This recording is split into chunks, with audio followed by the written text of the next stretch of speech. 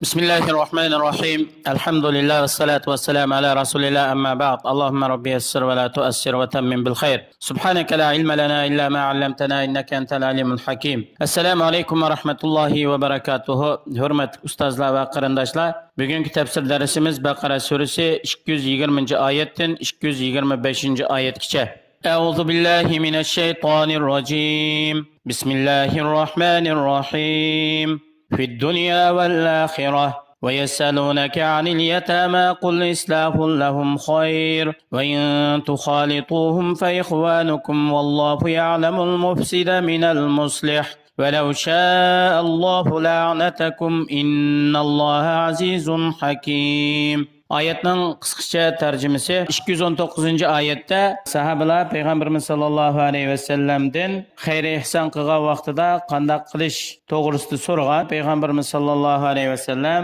nimani Alloh yo'lida xayr ihson qilsanglar yaxshi, apuchan bo'linglar deb tavsiya qilgan. Alloh subhanahu va taolo sizlarga dunyo oxiratda foydasi bor ishlarda fikr qilishinglar uchun xayr ihsonlarni yo'lga qo'ydi. Dunyo va oxiratda manfaat bo'ladigan ish bo'lsa, buni Alloh yo'lida sarf qilsanglar bo'ladi. Allah'ın peygamberi ular yani mu'minlar senden yetimlerinin iş doğrusu soraydı. Yani ular bilen kandak muamele kılış, ularının mallarını nepik kılganda, yemek içmek vergende, turalgı caylarda özlerinin mal mülkü arlaştıramdı. Ya ki ularının mal mülkü bolsa özünün ihtizadidin ayrım ularının turmuştan haber alamdı.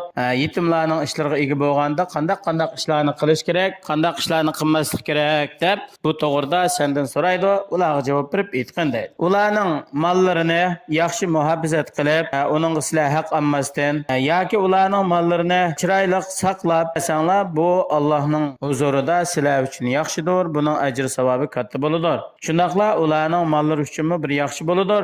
Bular balog'at ketib, o'zining iqtisodiga o'zi ega bo'lib, xarajat qilguncha mollari saqlanib turdi. Agar hamda sizlar ularning mollarini sizlarning mollaringizga qitib turmush ishlarida, masalan, kundalik turmush, yemak-ichmak, kiyim-kechak, turalg'u chiqimlarini qitib manda ishlatib qolsanglar, buningda gunoh yo'q. Ammo xolis Alloh roziligi uchun hamda ularga yaxshilik qilsanglar, o yetimlar bu sizlarningki diniy qarindoshlar degan bir-biriga yordam beradi, bir-birining ishlarini isloh qilib ko'ngil bo'ladi. Alloh subhanahu va taolo shu yetimning ishlariga ega bo'lgan kishilardan kimning ularning mol-mulkini yeptib buzib chachirganligini va kimningki yetimlarga ko'ngil bo'lib ularning mollarini isloh qilib ko'paytib saqlab berganligini Alloh yaxshi biladi.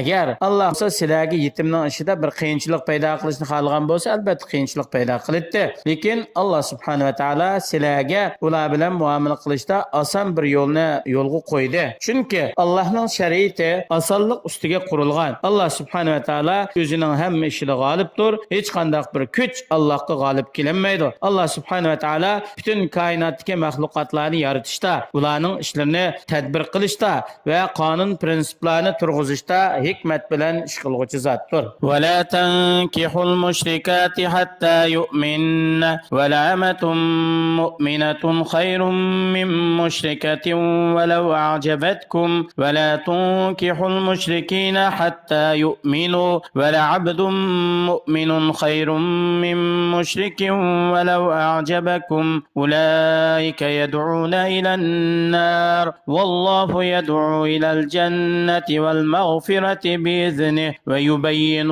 آياته للناس لعلهم يتذكرون. Ey mu'minlar, sizlar mushrik ayollar bilan to'y qilmanglar. U qaysi millatdan bo'lishdan qat'iy nazar Allohga ishonmaydigan, oxirat kuniga ishonmaydigan bundaq kafir ayollar bilan to'y qilmanglar. Hatto ular hamda shu kafir ayollar Allohning barligiga ishonsa, islom diniga umum tarafdan kirsa, u vaqtida bo'ladi. Sizlarga nisbatan Allohga ishonadigan, Allohning payg'ambariga ishonadigan, oxiratga ishonadigan bir dedak ayol sizlarga butqa cho'qinadigan, Allohga ishonmaydigan kafir hur ayoldan yaxshidir. Garchi u ayolning chiroy shakli, go'zalligi, mol-mulki sizlarni ajablantirsimi, uningda iymon deydigan narsa yo'q. Uning bilan to'y qilishinglar to'g'ri bo'lmaydi. Shundaqla musulmon ayollarni mushrik kafir erlarga to'y qilib bermanglar. Allohga ishonadigan, oxirat kuniga ishonadigan mu'min qul, hur, puldor mushrik erdan minhasi yaxshidir. Garchi u mushrikningki salobati, mol dunyosi sizlarni ajablantirgan taqdirdimi? Aşu şirk bilen sifatlangan er ve ayollar, yani mushrik er, mushrik ayollar, bular özlerining söz hareketlari, ish faoliyatlari bilan do'zax kirdigan tarafga yetaklaydi, shu tarafga boshlaydi. Alloh subhanahu va taolo o'zining fazli rahmati bilan mu'minlarning gunohini mag'firat qiladigan, jannatga kiradigan yaxshi amallarga da'vat qiladi, chaqiradi. Allah subhanahu wa ta'ala insonlarni ular ibrat ilishi va Allah shu bayon qilgan oyatlar bo'yicha amal qilish uchun o'zining oyatlarini bularga nihoyat ochiq, oshkora, ro'shan shaklda bayon qilib turadi. Va yasalunaka anil mahid qul huwa adan fa'tazilun nisaa fil mahid va la taqrabuhunna hatta yathurna fa idza tatahharna fa'tuhunna min haythu amarakumullah İnnallâhe yuhibbu tevvâbîne ve yuhibbul mutatahhirin. Allah'ın peygamberi ashabların senden hayız doğrusunu soraydı. Bu hayız degen her ayninki ma'lum vaqtlarda ayollarning baliyat xusidan chiqadigan tabiiy bir xil qon. Ularga javob berib aytqin. Bu hayız degen er ayollarga bir aziyat. Ayollar odat ko'rib qolgan vaqtida ular bilan jinsiy munosabat qilishdan yiroq bo'linglar. Ular bilan jinsiy munosabat qilish uchun yaqinlashmanglar. Hatto ulardan hayzning qini uzilganga va uningdan pokiz g'usl qilish bilan pokiz bo'lganga qadar. Ulardan hayzning qini uzilib, g'usl qilib pokiz bo'lgan vaqtida Alloh sizlarga durust qilgan yo'l bilan ular bilan jinsiy munosabat qilsanglar durust bo'ladi. Ya'ni u shu pok bo'lgan, ya'ni jinsiy munosabat qiladigan o'rindan iborat. Allah subhanahu va taolo gunoh ma'siyatdan tövbe qiluvchilarni va paskina ishlardan nihoyat bek pokiz bo'luvchilarni Allah bek yaxshi ko'radi.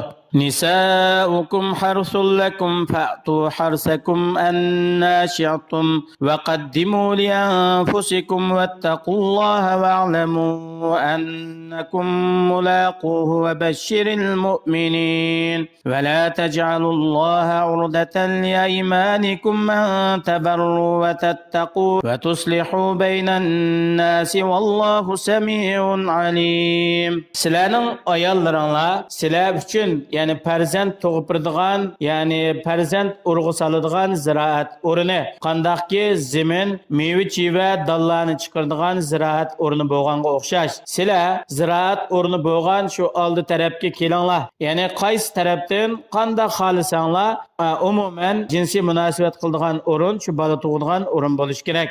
Sizlar o'zinglarning foydasi uchun yaxshi ishlarni ilgari qilinglar. Shuning jumlasidan ayolchilik munosabat qiladigan vaqtida Allohga yaqinlashishni maqsad qilish, o'zining ayolining iffatini saqlashni maqsad qilish va Allohdan yaxshi farzandlarni talab qilishdan iborat ishlarni qilinglar. Allohning buyrug'iga bo'ysunish, cheklamalaridan yiroq bo'lish bilan haqiqiy taqvodorlardan bo'linglar. Shuning jumlasidan Allah subhanahu wa ta'ala ayollar to'g'risida sizlar uchun yo'l qo'ygan hukmlarga to'liq amal qilinglar. Bilinglarki, jazman sizlar qiyomat kuni Alloh bilan uchrashsizlar. Allohning oldida turib butun qilgan amallaringlardan javob bersizlar.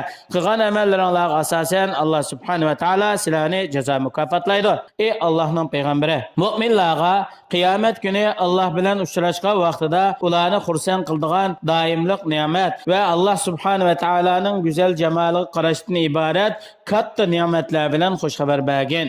Ey mu'minlar, sizlar Allohga qilgan qasaminglarni, sizlarni yaxshi ish qilish, taqvodorlik qilish, kishilarning orasini isloh qilishdan bo'lgan bunday ishlardan cheklaydigan bir hujjat qilib olmanglar. Agar sizlar bir yaxshi ishni qilmayman deb qasam qilgan bo'lsanglar, yaxshilikni qilib qilgan qasaminglarga kafarat beringlar. Alloh sizlarning so'zinglarni anglag'uchidir, sharkatlaringlarni bilib turg'uchidir. Shuning asosan sizlarni jazo mukofotlaydi. Yuqorqi oyatdan ilingan foydalar: birinchisi, musulmon bilan mushrikning o'rtasida nikohningki haromligi, nikoh qilishning durust bo'lmaydiganligi. U nima uchun desa, iymon bilan shirkning orliqi yiroq bo'lgandek, mushrik bilan musulmonning orliqimi yiroq bo'ladi.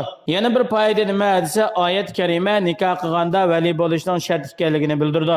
Chunki Alloh subhanahu va taolo bu yerda mu'min ayollarni mushriklarga to'y qilishdan cheklash to'g'risida ayollarning avliyolari, valilarga xitob qildi. Yana islom shariati ko'zga ko'rinadigan paskini nijosatlardan pokiz bo'lishga, shundaqla ko'zga ko'rinmaydigan bo'lmaydigan ma'naviy nijosatdan bo'lgan shirik, gunoh, ma'siyatdan pokiz bo'lishga qiziqdi. Yana bir foydasi nima desa, mu'minlarni o'zining oxiratda foydasi bor amallarga qarash. Mayli bu dunyodagi lazzatlar, ne'matlar har qanday ishdan bo'lsa, oxiratda o'ziga manfaati bor ishga qarash va buni ilgari qilish. Chunki inson dunyoda oxiratda o'ziga foydasi bo'ladigan amallarni qiladi ekan, buning natijasini cho'qim ko'radi. Alloh subhanahu va taolo har birimizni Alloh subhanahu va taoloning buyruq cheklanmalariga har qanday holatda to'liq bo'ysunishga, Alloh cheklangan ishlardan kuchimizning yetishicha yiroq bo'lishga muyassar qilsin. Assalomu alaykum va rahmatullohi va barakatuh.